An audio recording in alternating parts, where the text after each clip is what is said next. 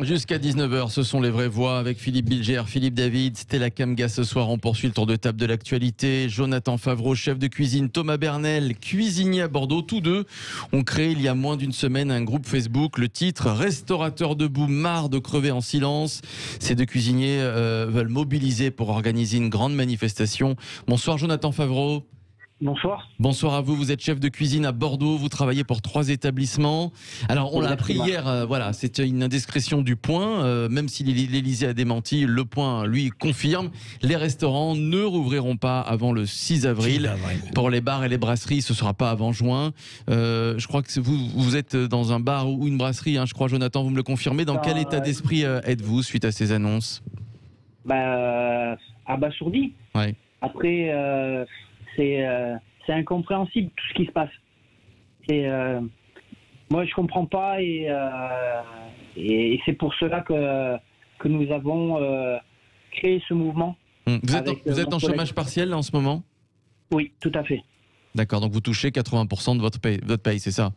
C'est ça. Et voilà. C'est très difficile. C'est très difficile parce que, comme je dis à chaque fois, c'est bien beau de nous payer 80% de notre salaire, mais moi, à la fin du mois, comme tous les salariés de France, nos loyers, nos impôts, nos factures, elles sont pas en partiel. Ouais, vous payez pas 80% la facture d'EDF, par exemple. Mais non. Si ça avait été fait, ça aurait été génial. Mais non, c'est pas du tout. Et c'est ça qui est dramatique parce que là, ils nous repoussent encore les ouvertures des établissements. Mais jusqu'à quand? Jusqu'à que plus personne ne puisse recommencer à travailler. Vous avez peur que les établissements dans lesquels vous travaillez ferment d'ici quelques mois? Non, je peux pas vous répondre parce qu'on ne peut pas aller si loin que ça. Mais quand je vois tous les patrons de restaurateurs qui se donnent la mort parce qu'ils peuvent plus suivre, mais c'est dramatique. C'est pas possible de continuer comme ça. Et tous les mois, l'État nous repousse. Mais jusqu'à quand? Jusqu'à quand? Moi, j'aimerais bien savoir jusqu'à quand, en fait.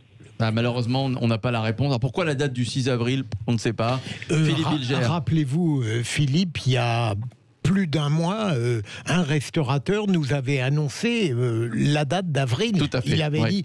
Xavier de Namur. Je voudrais... Non, c'était pas lui. C'est un auditeur. C'était un autre. Ouais. Pour une fois, une faille dans votre mémoire, mon cher Philippe. Mais je voudrais demander à Jonathan, qu'est-ce que vous auriez fait, vous, à la place du gouvernement, Jonathan? J'aurais continué ce qu'on a fait cet été, enfin l'été dernier, pardon. Ce que l'on a fait, c'est-à-dire avec les distanciations sociales.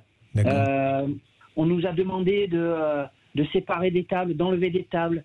Ce que nous avons fait, on l'a fait.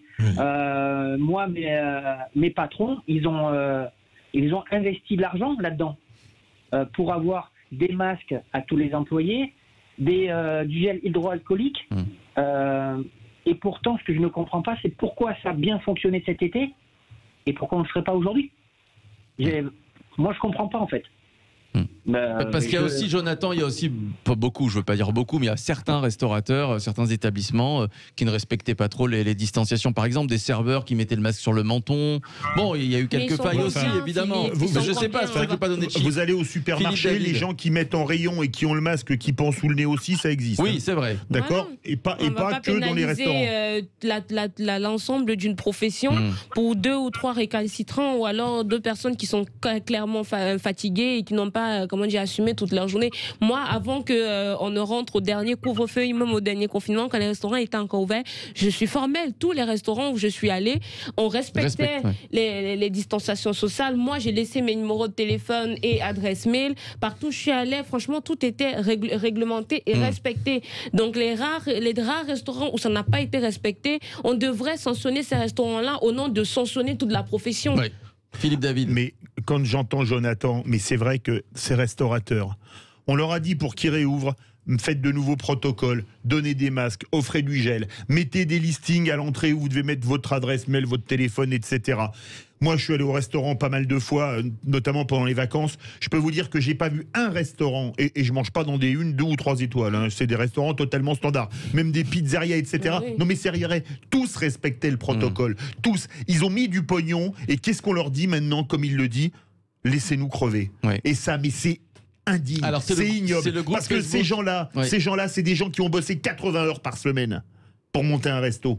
Faut savoir ce que c'est que le travail du restaurant, les métiers de bouche. Les mecs qui sont debout, ils sont à Rungis à 4h du matin. Ils finissent à 11h ou minuit. Et les premières années de leurs entreprises, quand ils implantent le restaurant, ils ne touchent pas forcément de salaire pour rentabiliser. Alors, Jonathan Favreau, vous avez créé donc un groupe Facebook, voilà, Restaurateurs debout, marre de crever en silence. Combien de personnes font partie de ce groupe maintenant, Jonathan? Ça se compte en milliers, hein? À ce jour? Oui. 3400. Voilà, 3400 personnes et vous voulez mobiliser. On peut le rejoindre si on n'est pas restaurateur. Bien sûr. Bah oui. Tout le monde. Tout le monde. Tout le monde est invité à nous rejoindre parce que c'est aujourd'hui. Au tout départ, c'était pour les hôteliers et les restaurants, mais aujourd'hui, on fait tous les corps de métier parce qu'on est tous au même point. On est tous pareils. Je vous écoutais tout à l'heure parler des étudiants. Oui. Ce matin, je suis allé prospecter avec des collègues à moi, avec des flyers qu'on a fait nous-mêmes et qu'on a payé d'ailleurs. On est allé voir les étudiants et discuter avec eux, leur proposer de nous rejoindre parce que leur situation à eux aussi, elle est dramatique. Elle est dramatique. Il y a aussi les discothèques. C'est bon, c'est terminé. Là, il n'y en a pas une qui va réouvrir. Ça va faire bientôt un an. Voilà, il y en aura plus. Jonathan, ce qui m'intéresse, c'est comment l'idée vous est venue, parce que je suppose qu'elle a germé dans beaucoup de têtes. Qu'est-ce qui a été déterminant pour vous? Le ras-le-bol. À l'origine de tout ça, moi je prends des nouvelles de mes cuisiniers tous les jours depuis 2 mois et demi. Et j'appelle Monsieur Bernel au téléphone et on discute de tout ça. Et on se dit, il faut faire quelque chose. Il faut faire quelque chose. C'est bien beau de crier et de râler derrière son poste de télévision quand les hommes politiques parlent, mais il va falloir se bouger pour se faire entendre. Donc, on a pris les devants. On est partis tous les deux. Et puis, comme si on allait chercher du travail pour être embauché, on a fait du porte-à-porte. Et puis, on a demandé au patron restaurateur si notre mouvement pouvait être intéressant. Et de fil en aiguille, on est tombé sur un patron qui nous a dit, pour pouvoir réaliser ce genre de mouvement, il faut contacter l'UMIH. Oui. C'est le syndicat des patrons des restaurateurs. De l'hôtellerie et de la restauration. Ouais. Voilà. Et donc, alors, vous appelez à la mobilisation générale et vous aimeriez organiser une grande manifestation. C'est ça votre objectif, Jonathan? Sans précédent. Sans précédent.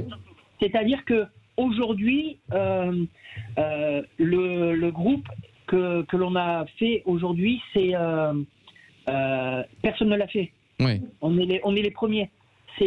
Personne n'a jamais réalisé de manifestation pour des salariés. Ça a toujours été pour des patrons ou pour autre chose.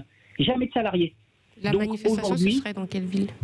Vous avez déjà une date peut-être, Jonathan? Non, j'ai pas de date. Pas de date parce que comme je vous dis, on n'a que 4 jours. Eh oui. On n'a que 4 jours. Ah oui. Donc on va se faire accompagner par l'UMI qui va nous accompagner dans toutes les démarches administratives etc. pour que ce soit quand même une manifestation bien encadrée. Oui, qui soit déclarée. Moi, je veux pas de débordement, je veux pas ce qui s'est passé il y a 2 ans avec les extrêmes des gilets jaunes et tout ça. Je veux que ce soit encadré, clair, net, qu'on y voit clair, comme dans tout ce qu'on fait dans le groupe aujourd'hui. Vous iriez, Philippe David, une grande manifestation? Alors là, oui. Et je vais vous dire un truc, c'est un combat pour leur boulot, mais c'est aussi un combat de civilisation. Parce que, je vais vous dire pourquoi. Vous allez voir si tous nos restaurateurs traditionnels ferment, qui va les remplacer? Des fast-food, etc. Ouais. C'est pas notre civilisation. D'accord. Et moi, je crois que c'est un combat pour notre civilisation, pour notre mode de vie à la française. Vous savez, les Américains, ils défendent the American way of life en défendant leur hamburger, etc. Ben, nous, on doit défendre notre mode de vie et les restaurants font partie de notre civilisation. Merci à vous, Jonathan Favreau. Alors, je rappelle votre groupe. Allez-y, très vite, Jonathan. Oui. Juste pour être honnête, si ce virus perdure, qu'est-ce qu'on va faire exactement? J'aimerais bien savoir, en fait. Parce que pour nous, restaurateurs, pour tous les métiers, qu'est-ce qu'on va faire? Est-ce qu'on va mettre tous les 68 millions de personnes qu'on est en France au chômage? Et voilà, je voulais penser à tout ça parce que c'est super important en fait. Ouais. Marre de crever en silence, c'est le groupe Facebook que vous avez créé. Voilà, Philippe David, je crois qu'il l'a rejoint. Je me suis inscrit, mais il faut qu'il valide l'inscription. Et ben voilà, très bien. Merci à vous, Jonathan Favreau. On vous rappellera dans les vraies voix. C'est plus en silence grâce à Sud Radio. Exactement, on vous rappellera Jonathan Favreau pour prendre des nouvelles de votre manifestation que vous êtes en train d'organiser avec les restaurateurs et l'UMI.